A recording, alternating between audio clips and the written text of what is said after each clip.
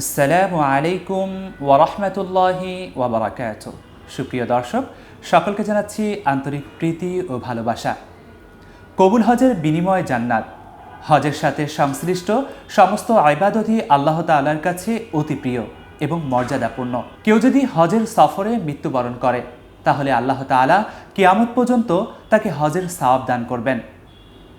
জিলহজ মাসের নবম দিনটিকে আরাফার দিন বলা হয়। এই দিনে হাজিরা মিনা থেকে আরাফার ময়দানে সমাবেত হন এবং সেখানে সূর্যাস্ত পর্যন্ত অপেক্ষা করেন। এই দিনের অনেক ফজিলত রয়েছে এবং এই দিনে রোজা রাখার ব্যাপারে রাসূলুল্লাহ সাল্লাল্লাহু আলাইহি ওয়াসাল্লাম হাদিসে মুবারাকার মধ্যে উল্লেখ করেন। হযরত আনাস রাদিয়াল্লাহু তাআলা আনহু বর্ণনা করেছেন, তিনি বলেন, রাসূলুল্লাহ সাল্লাল্লাহু আলাইহি ওয়াসাল্লাম বলেছেন, জিলহজ মাসের প্রথম দশকের প্রতিটি দিন 1000 বছরের সমতুল্য এবং আরাফার দিন 10,000 বছরের সমতুল্য। রাসূলুল্লাহ সাল্লাল্লাহু আলাইহি ওয়াসাল্লাম আরও বলেন, সর্বশ্রেষ্ঠ দিন হলো আরাফার দিন। নানা কারণে এই দিনটি আল্লাহ তাআলার কাছে অতি প্রিয়, অতি স্মরণীয় মানুষের কাছেও। আল্লাহ তাআলা এই দিনে বান্দার প্রতি অজস্র রহমত বরকত নাজিল করেন।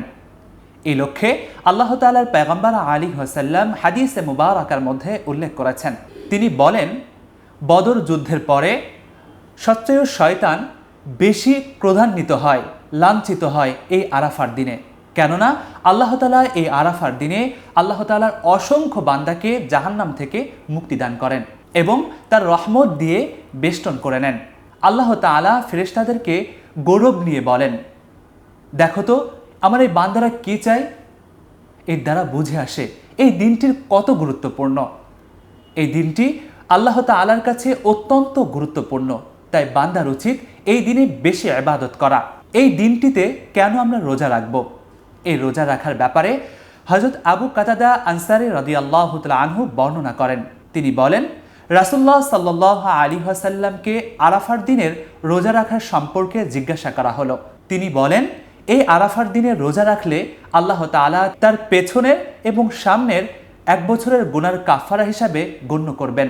এবং অপর এক রিওয়ায়াতে বর্ণিত হয়েছে, রাসূলুল্লাহ সাল্লাল্লাহু আলাইহি ওয়াসাল্লাম থেকে বর্ণনা করেন সাহাল ইবনে সুহাইল রাদিয়াল্লাহু তাআলা আনহু, তিনি বলেন, এই দিনে রোজা রাখলে আল্লাহ তাআলা তার 2 বছরের গুনাহ মাফ করে দেন। এই রোজাটি তার জন্য 2 বছরের কাফারা হয়ে যায়। এর দ্বারা বুঝে আসে এই আরাফার দিনের রোজা রাখার কি ফজিলত। এই দিনে বেশ কিছু আমল আমাদের করা প্রয়োজন। তার মধ্য থেকে একটি হলো আল্লাহ তাআলার বেশি বেশি জিকির করা, তাকবীর পাঠ করা, তাসবিহ পাঠ করা, ইস্তেগফার করা এবং বেশি বেশি দোয়া করা। কারণ নবী করিম সাল্লাল্লাহু আলাইহি ওয়াসাল্লাম হাদিসের মধ্যে উল্লেখ করেছেন যে আল্লাহ তাআলা বান্দার সবচেয়ে বেশি দোয়া কবুল করে থাকেন এই আরাফার দিনটিতে। এই জন্য আমাদের সকলের উচিত হবে এই জিলহজ মাসের 9 তারিখে আমরা রোজা রাখব। আল্লাহ তাআলা আমাদের প্রত্যেককে এই জিলহজ মাসের 9ম তারিখ তথা আরাফার দিনে রোজা রাখার তৌফিক দান করুন, আমাদের এই আমলকে কবুল করুন। আমিন। আসসালামু আলাইকুম ওয়া রাহমাতুল্লাহি ওয়া বারাকাতুহু।